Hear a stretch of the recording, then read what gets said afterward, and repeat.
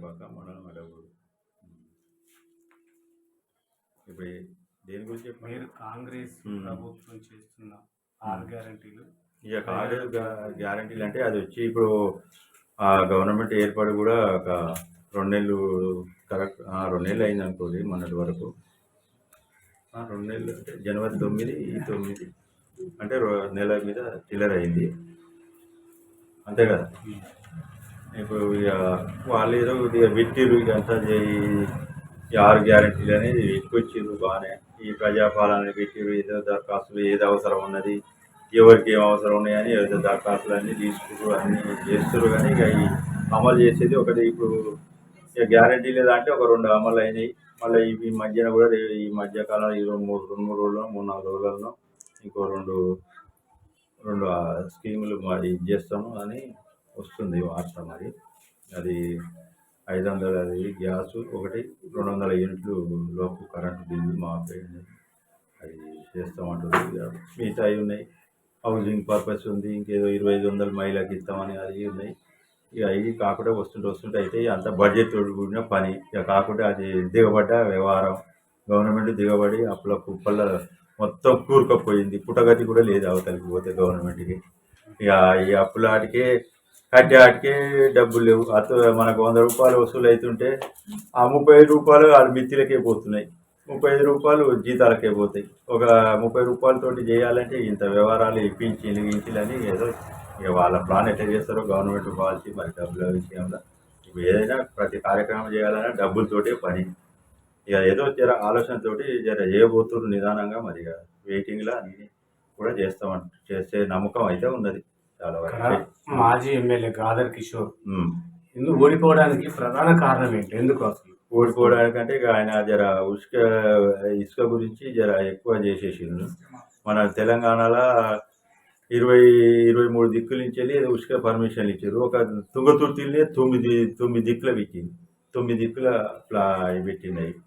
అయితే ఇక దాని గురించి కొంచెం ఎఫెక్ట్ పడ్డది. ఇక అయినా కానీ కొద్దిగా పట్టించుకోలేదు. గర్రు బొర్రు అంత మామూలు వాళ్ళకు జర అవకాశాలు మంచిగా ఇయ్యక ఏం చేయలేకపోయారు. అయినా కానీ వాళ్ళు ఇప్పుడు 10 ఏళ్ళ నుంచి కూడా ఊర్లకు ఎంతో అంతో ఇండ్లో బోన్లో పెడితే కొద్దిగా ఆశ ఉంది. ఇండ్లు లేవు, ఇడుపు లేదు. ఈ తుంగతుర్తి నియోజకవర్గంలో ఏడ కూడా మరి ఏదో డబుల్ బెడ్రూమ్ అన్నారు, ఏడ కనపడతలేవు. మరి ఇంతవరకు ఈ ఒక్క ఊర్లో కూడా లేవు. ఏదో ఈ యొక్క అనంతరమైన కొద్దిగా కనపడితే అవి కూలబడిపోతున్నాయి. ఇక మరి వేరే ఊర్లలో మాకు తెలియదు. కానీ ఇక్కడనైతే మా మోత్కూరు మండలం, పాత మోత్కూరు మండలంలో అయితే ఒక విలేజ్ కూడా ఒక ఇల్లు అనేది రాలేదు. అప్పుడు ఉచిత ఎరువుల పంపిణీ టన్నుల ఉచిత ఎరువులు ఇస్తా అని చెప్పేసి కేసీఆర్ అప్పుడు రైతుగా మీకు ఉచిత ఎరువులు అందిన గత ప్రభుత్వం ఎరువే ఎవరికి ఏదో అన్న వరకే కానీ అన్న ముచ్చట వరకే కానీ ఆ ఎరువులు అయితే ఎవరికి కూడా రాలేదు. తెలంగాణలో కూడా ఎక్కడ కూడా రాలేదు మొత్తం మీద అయితే. మరి అక్కడ లోపల ఏమన్నా జరిగిందో ఏం పడేస్తాం. ఇప్పుడు ఉచిత బస్సు మహిళలకి మాత్రమే ఉచిత బస్సు ఏర్పాటు చేసింది గవర్నమెంట్. నిజంగా ఉచిత బస్సు తోటి ఉపయోగాలు ఉన్నాయా? కొంతమంది ఉచిత బస్సు తీసేయాలంటున్నారు. అదే లేగాని ఇక తీసేయాలంటే ఇక వాళ్ళు పెట్టినాక తీసేసి ఎట్లుంటుంది. కాకుండా అమలు చేసే శక్తి అనేది రావాలి. ఇప్పుడైతే కొంతవరకు అయితే మంచిగానే ఉన్నది. అదే కాకుంటే ఇక పెట్టినాక ఎట్లా తీసేసి అనేది ఏమున్నది. కాకుండా దాంట్లో ఏమన్నా కంట్రోలింగ్ చేస్తుందా? కొంచెం వేసుంటోళ్ళకు వాళ్ళకి పోతుంది అర్హత ఉండాలి. ఈ ఉద్యోగస్తులు ఉన్నారు, ఇంకా వేరే కార్డు లేని బోర్డు లేని తెల్ల కార్డు లేని అంతా ఉంటారు కదా, వాళ్ళకి కొద్దిగా కంట్రోలింగ్ అవుతుంది. 1 నెల 2 నెలల కొంతమందికి టికెట్ పెట్టిపోతాడు. తెలంగాణ రాష్ట్రం రాకముందు వైఎస్ రాజశేఖర రెడ్డి ఉన్నప్పుడు ఇందిరమ్మ ఇల్లు కట్టించిండు ప్రతి విలేజ్లో. అవును. తర్వాత తెలంగాణ వచ్చిన తర్వాత కేసీఆర్ కూడా కట్టించిండు డబుల్ బెడ్రూమ్ ఇల్లు. మీ ఊర్లో ఎంతమందికి ఎన్ని ఇండ్లు వచ్చినాయి డబుల్ బెడ్రూమ్ ఇల్లు? బాబులు అసలుకే రాలేదు, ఒక్కటి కూడా లేదు. ఇందిరమ్మ ఇల్లు ఉన్నాయా? ఇందిరమ్మ ఇల్లు మత్తుకొచ్చాయి. అంత నెట్టేసుకున్నారు, చాలా కట్టెలు నెట్టేసి కాకుడు కూడా పెట్టి కూడా తీసుకున్నారు. ఎంతో అంత అప్పుడు లబ్ధి బాగా అయింది జనాలకి. ఇళ్ళ గురించి కట్టుకున్న వాళ్ళకి కూడా ఎంతో అంత కొంత ఆసరా అప్పుడు ఫుల్ వచ్చినాయి. ఏ ఊళ్ళో కూడా దెబ్బలాట్లేదు. మీరు సర్పంచ్గా ఉన్నప్పుడు రాజకీయం ఎలా ఉంది, ఇప్పుడు రాజకీయం ఎలా ఉంది? రాజకీయం అంటే ఇప్పుడు మొత్తం స్వార్థ రాజకీయం అయిపోయింది.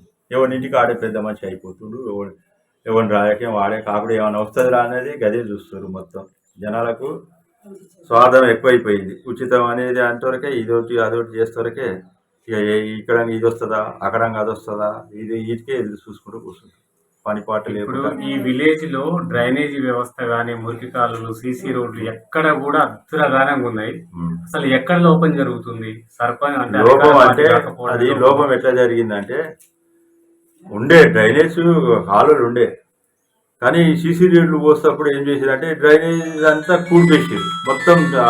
కాలువలు ఉండే మురికి కాలువలు ఇంటికి పోతట్టు ఇంకుడు గుంతలు అనేది కొద్దిగా ఉపాయం చేయలేదు కానీ ఆ ఇంకుడు గుంతలు ఫెయిల్ అయినాయి.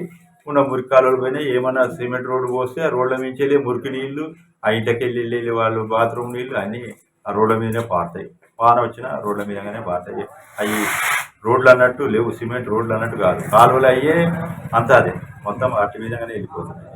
ఇప్పుడు సర్పంచ్ ఎన్నికలు వస్తున్నాయి, ఇంకో 6 నెలలే సర్పంచ్ ఎన్నికలు వస్తాయి. ఇప్పుడు ఎంపీ ఎన్నికలు కూడా వస్తున్నాయి. ఎన్నికలను ఉద్దేశించి ఈ గ్రామ ప్రజలకు ఏం చెప్పాలనుకుంటున్నారు? ఏం చెప్పాలంటే మేము ఇక చెప్తాం. ఇప్పుడు అవకాశాలు ఇచ్చారు, 6 గ్యారెంటీలు ఇచ్చారు, అమలు చేస్తున్నారు. కాకపోతే దాని తర్వాత ఒక సంవత్సరం లోపల మొత్తం మీద మాత్రం ఆ ఇండ్లు కానీ ఆ రుణమాఫీలో కానీ ఒక సంవత్సరం పడుతుంది. ఇప్పుడు అంతలో మనం అంతా ఒక లైన్ మీద ఉండాలి. ఇప్పుడు మనం మొన్న పోయినసారి ఈ జనరల్ ఎలక్షన్లలో ఎట్లా ఇదైనా ఇప్పుడు కూడా అట్లే చేయాలని మేము చెప్పుకుంటాం. ఆ స్కీములు కూడా ఇవన్నీ కొంతవరకు సక్సెస్ అవుతున్నాయి కాబట్టి జనాలు కూడా ఇప్పుడు ఈ వైపే ఎక్కువ ఇది చేస్తారని